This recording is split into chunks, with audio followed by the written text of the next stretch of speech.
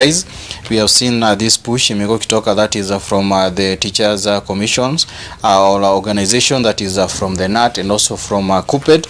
They have been pushing for the rise of the teachers salary, and according now to the newspaper, that is kuna rise ambayo iliweza kufanywa jana, and you remember that this is always a compilation of even the Ministry of Treasury ambao huwa wanaangalia kulingana na budget na yale mtazamo ambayo yako pale, and you have always seen that the teachers rise pay imekuwa in each and every government. We saw it in the Moi regime, we saw it also in the Mwai Kibaki regime, we also saw it in the former president, that is the former regime of Uhuru Muigai Kenyatta. We have also seen it in the current regime, and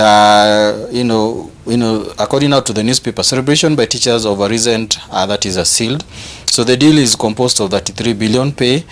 Deal have short-lived after it dawned on most that their take home is a drop in the ocean, with some lamenting the increment is less than 1,000 per month. So kuna hile there is this deal ambayo wameweza kuwekewa hapa, and the deal is itakuwa ikifanyika each and every year up to 2020, that is 2029, and according now to the Nation newspaper, kuna pay rise ambayo itakuwa ikiongezewa hapa, itakuwa ikifanyika each and every year, and this deal is up to 2029. So kutakuwa na, that is a monthly increase of 1,711 depending now with the category of the teachers, because kuna different that is a job group, kuna ambazo wameweza kudescribe hapa. So kuna wale ambao watakuwa wanapata hiyo increment, that is yearly, na pia kuna wengine pia watakuwa wakipata increment of that is 1,243 a year.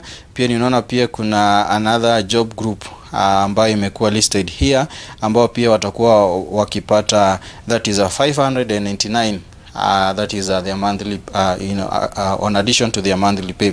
So this is an increment ambayo imewekwa na government, and it all now depends also now with the budget allocation of our nation government. So they have tried, but naona pia kuna outcry, because pengine now the expectation, kuna some that walikuwa na expect kutakuwa na 100 increase, that is expectation 50%, but that is what now the government has upfront that what can be able now to be done according now to them. So kuna haya mambo ambayo ninaona that is yameweza kuangaziwa, that is kwa gazeti la The Daily Nation.